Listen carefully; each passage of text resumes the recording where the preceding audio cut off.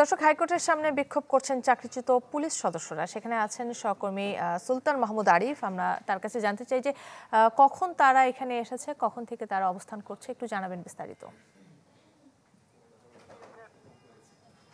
কাকুলি, চাকরিচ্যুত পুলিশ সদস্যরা বলতে গেল 15 বছর ধরে, অর্থাৎ শেখ হাসিনা আমলে যারা চাকরি হারিয়েছেন বিভিন্ন কারণে, রাজনৈতিক প্রেক্ষাপট সহ, তারাই মূলত আজকে এখানে একত্রিত হয়েছেন এবং তারা দুপুরের পরেই এখানে বিক্ষোভ মিছিল করেন এবং এরপরে তাদের 6 সদস্যের একটি প্রতিনিধি দল সচিবালয়ে যায় এবং সচিবালয়ে গিয়ে সেখানকার স্বরাষ্ট্র উপদেষ্টার সাথে দেখা করার চেষ্টা করেন এবং পরবর্তীতে তারা স্বরাষ্ট্র উপদেষ্টার সাথে দেখা করতে না পেরে একজন সচিবের সাথে দেখা করেন এবং সচিব তাদেরকে আশ্বস্ত করেছেন যে আগামী 2 দিন তাদের থেকে সময় নিয়েছেন, অর্থাৎ 2 দিনের ভিতরে তাদেরকে একটি সিদ্ধান্ত তারা জানাবেন, এটি জানিয়েছেন। এবং এরপরই তাদের যে 6 সদস্যের প্রতিনিধি দল ভিতরে গিয়েছেন, তারা এসেই সাংবাদিকদের সাথে কথা বলেছেন। তারা বলছেন যে তারাও কিন্তু 2 দিন সময় দিতে চাচ্ছেন এবং 2 দিনের ভিতরে যদি তাদেরকে একটি সিদ্ধান্ত না দেওয়া হয়, অর্থাৎ তাদের যে সমস্ত পুলিশ সদস্যরা চাকরি হারিয়েছেন, তারা বলছেন বিগত 15 বছরে 2200 জন পুলিশ সদস্য চাকরি হারিয়েছেন,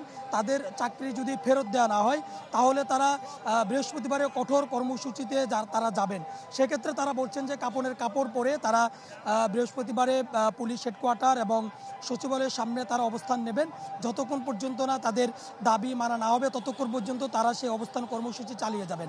এবং তারা বলছেন যে আসলে তাদেরকে বিগত 15 বছর ধরে তাদের প্রতি যে বৈষম্য করা হয়েছে, সেই বৈষম্যের অবসান 5 আগস্টের পরে সরকার পতনের পর এই বৈষম্য দূর হবে, এমন প্রত্যাশা নিয়েই মূলত তারা 18 আগস্ট থেকে, অর্থাৎ এবছরের 2024 সালে 18 আগস্ট থেকে তারা আন্দোলন শুরু করে এবং তারা দাবি দেওয়া পেশ করে এবং এরপরই তৎকালীন স্বরাষ্ট্র উপদেষ্টা যিনি ছিলেন সাখাওয়াত হোসেন, তিনি দাবি মানার আশ্বাস দেন এবং আশ্বাস দেওয়ার পরেও কেন তাদের দাবি মানা হচ্ছে না, কেন তাদেরকে চাকরি ফেরত দেওয়া হচ্ছে না, সেই ক্ষোভ তারা ছাড়েন এবং এই ক্ষোভ ছেড়ে তারা একটা আলটিমেটাম দিয়েছেন আগামী বৃহস্পতিবারের মধ্যে দাবি মানা না হলে আরও কঠোর কর্মসূচিতে তারা যাবেন।